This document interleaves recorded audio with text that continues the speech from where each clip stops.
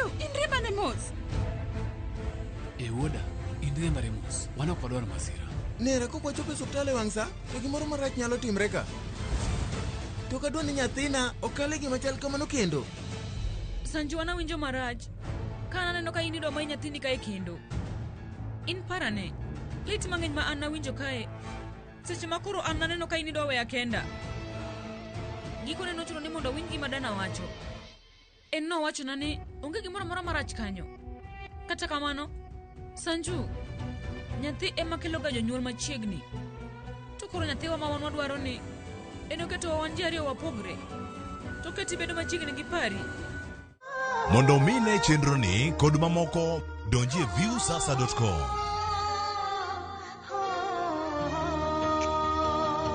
ये तेरी मेरी दोस्ती है जिंदगी की आस मेरा दिल धड़क रहा है तेरे दिल के पास ये तेरी मेरी दोस्ती है जिंदगी की आस मेरा दिल धड़क रहा है तेरे दिल के पास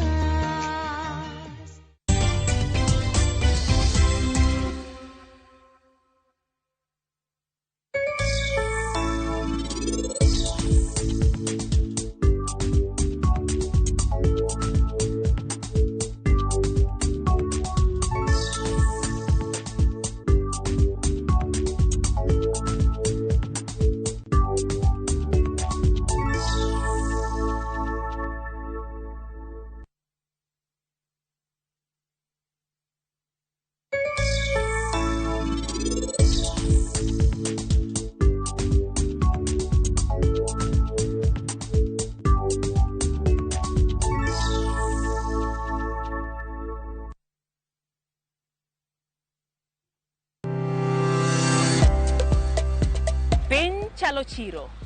Ego enengo. Ingiewe to bende iloso mwandu. Tich ang'wen ka tich ang'wen juma ka juma. Are saa 4 mar okinyi nyaka saa 7 mar odiechieng'. Arwaki e paw ohala. Itime nade?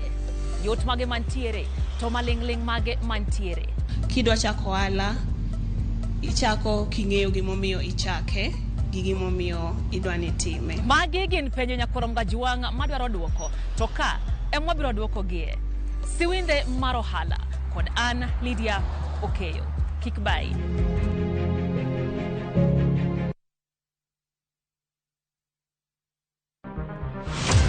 Chal mar pinywa en gima ichiko e mbaka ma obedo godo kanyachiel. Okoripo bedni warito Trevor nyaka issue obedie. Nikech leadership is not just felt in a crisis. Chakre wach yuto nyaka somo, wach telo nyaka ngima mapile. Jopiny dwaro ni omiye strategy kaka ng'ani dok dala. Owe ponde toka gwam. Penjo madongo dwaro duoko makare. Wachiwo duol maduong' ahinya. Jotelo, jotim nonro kod jogo matemo kelo lokruok. Kitwa mokwongo namba 1 en ng'iyo kaka warito kendo wakonyo jopiny.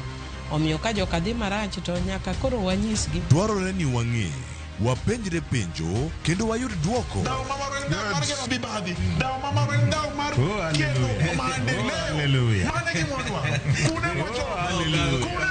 Riuri kod Trevor Ombija, Tich Adek, saa 3 otieno, mana e Ramogi TV.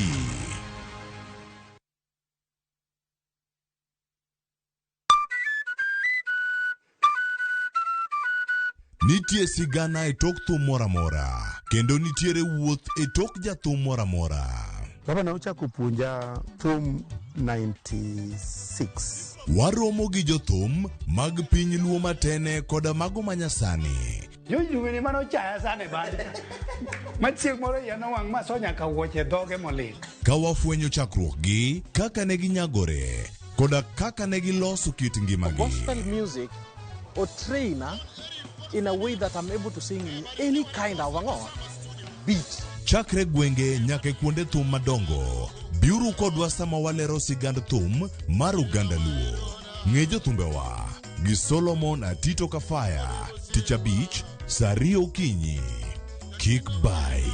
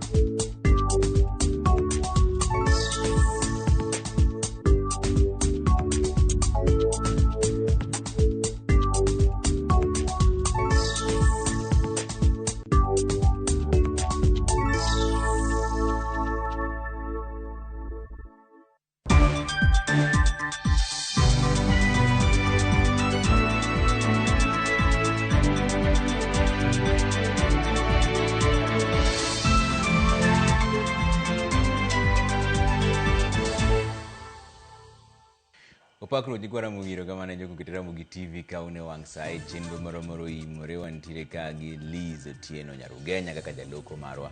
Bange buch jopiny obrogo mbaka kwa penyo ni en siasa koso dongruok gi welo modhial mobro bede studio ka endi Willis Otieno en jalup jatend Safina Party kendo bende nokil to gi Dr. Evans Ongati men janon siasa. Wasenno ka chenro mag sirikal mang'eny dhi kuonde mopogore nitie joma wacho ni mano mana siasa, nitie joma wacho ni be gin dongruok. Mane pinjo mang'wago gi mbaka mang'wago bang'e buch jopiny. An kaka pile nyinga Trevor Ombija jandingo panga jonyakach dendo nombija taya nyakwar guok ocha pesa. Magi weche manyien ma wan go. Jatelo manogoye gi matoka ne yiene o retire o resign kidogo mondo we thuolo mar nono weche. Unfortunate as it is, what the officer did was necessary at that particular moment. Do weyo gi rambun jarit jagoro mar migawo mar rowere Fikirini Jacobs ewi nek mar Cecil Ouma ka anyuond Cecil to yuago ratiro. Today, I officially announce that I intend to seek the presidency of the Republic of Kenya on the People's Prosperity Party. Ikone Eliud Owalo yango ni odhi tiyo gi duond bura manyien mar PPP e manyo loch mar Kenya. Not every student who got an A or A minus and applied to go to do medicine that got it, because the cluster of the weighting, the cluster weights of the subjects differs. Oktin ne jopuonjre 100,000 chako donje kuonde tiegruok mag balariany bang' migawo mar somo miyo gi duoko mar kuonde somo moluongie.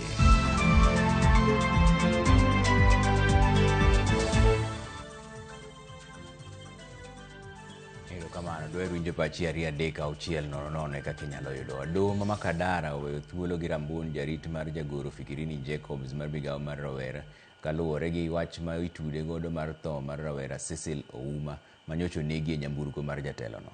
Jarito moyangi kaka Rashid Charo kokalo kuom kinde mage wacho ni Cecil Ouma nyocho monjo jatelono kodwaro omenda gi thuon, gima nokelo ywaruok kendo bang'e nochwade kod lisasi kaka yor chiwo arita ne jatelono. Jafombo marwa Cynthia Onyango miolero. Bang' penjo bedo mathoth kaka rawera Cecil Ouma nowito ngimane e nyamburko mar jagoro mag chenro mag rowere Fikirini Jacobs, jarit ma itudo kod chielo Cecil kod lisasi kendo wito ngimane kanyo ochiwo duoko mare kokalo kuom kinde mage. Kaluwore kod jaritno moyangi kaka Rashid Charo owacho ni bang' romo manobedo Karioko, rowere moheo 30 noriore gi thuon e nyamburko mar jatelono kendo bang'e chuno jatelono mondo med gi omenda moheo Sh10,000 manosemigi e telo manyime. They tried to get him out, he refused. The bodyguard tried to pull him out, he refused. The bodyguard had to enter into the motor vehicle with him. There having been no agreement of any kind of such a nature, and there was nothing like that, the PS told him, no, look here, I don't know what you're talking about, but look here, if you want some money, I can give you some 10,000, please get out of the car. At that particular moment when the PS was about to give him 10,000 shillings, the gentleman who had entered the car tried to grab the rest of the money that the PS had in the pocket and tried to pull the phone that the PS had in his hand.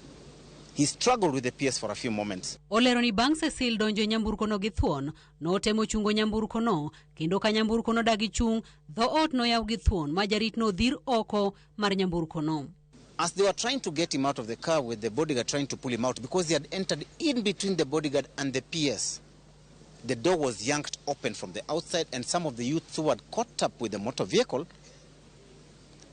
tugged at the collar of Charo, the bodyguard, pulling him out by force, yanking him into the ground, and then some youths now, remember, prior to that, the stones were being thrown. So it was a dangerous situation. E kinde no, kaluwore kod ng'eny mar rowere, koko kod kethruok mar arita, emane oyawe mach kendo chielo Cecil kod Magina. He discharged a few rounds, probably 5-6. One of the rounds is the one round that got the deceased.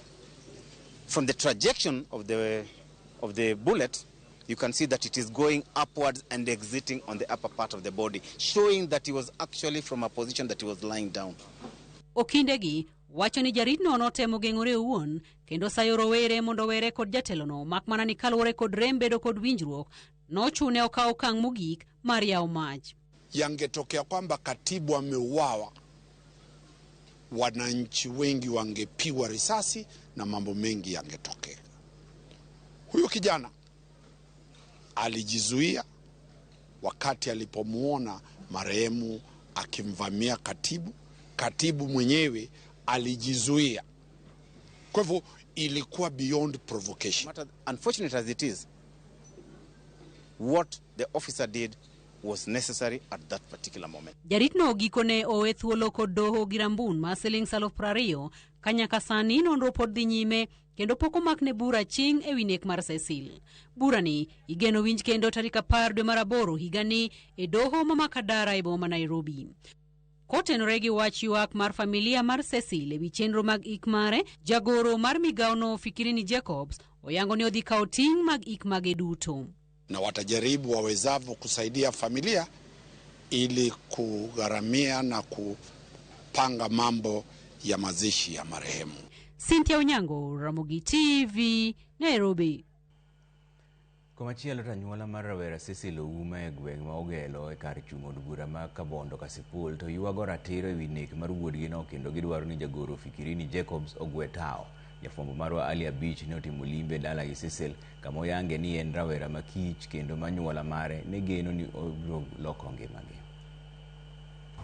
Mae chal madala gi rawera ma jagni 28 Cecil Ouma e gweng' Mogelo e kakilo dudie ka chud bura ma Kabondo Kasipul. Rawera mane ochiel gi magina ma onegi Nairobi e nyamburko mar jagoro mochune chenro mag rowere pachoka Fikirini Jacobs. Dala gi Cecil osebedo gunda nyaka ne jonyuol ne tho kawo jaklas 2 kendo nek mare okelo kuyo maduong' e chuny anyuola mare ka anyuola mare ka otele kod wadgi wuon gi Jonathan Otieno okedo mokalo nek mare ka gidwa ni mondo Fikirini Jacobs ogwe tao ka giwacho ni bedo mari ofis nyalo biro miyo nonro nek mar wuorgino e yuotho. Piny oronda gima dang' awach onge ka sirkal nyodi nyisa gimomiyo onege dang' amor. Jatelo manogoye gi matoka ne iyene oresign kidogo mondo we thuolo mar nono wechegi. Ka anyuola wadwaro ni kaber to kaka nyoro no winjo bed ni Jacob no se resign mondo we investigation mondo dhi nyime mondo wang'e ni to ere kaka ne gibedo osiepgi nobedo nade to ere kaka gidogi wedo wasigu monege gache. Nikech mano kapok wayudo to ok wanyal wacho ni iko karang'o nikech ok nyal iki ka ok wang'eyo. Anyuola no bende dwa ni sirkal okaw ting' duto te mar golo ringre Cecil Nairobi nyaka dalagi kod chung' e chenro mamoko mag giko nikech chan mokwako dalano ka giwacho ni nek mar wuodgino ne wuok e lwet jatij sirkal. Ka sirkal dang' konya kelo ringre dala kendo ike dang' amor. Ka sirkal dang' konya ting'o burial expenses duto mondo konya dang' amor. Maiti no Nairobi nyaka ka okawnwa ting' mar liel kaito kaka sewacho ni waonge kata ot ka gigernwa ot nikech mato koro gimotimore lwetgi kechol kaluwore gi mise ma duond bura no chung'ne kendo ikore mar chwalo Kenya e ong'ala machielo. Walter Nyambaga nigi lero. Jatend duond bura mar The People's Prosperity Party Eliud Okech owalo koti kendo walo wuoth kendo gichope log tich mar duond bura no mar PPP kendo sidho chamana yanga ka emane en jatend migawo mar weche mbui kod tudruok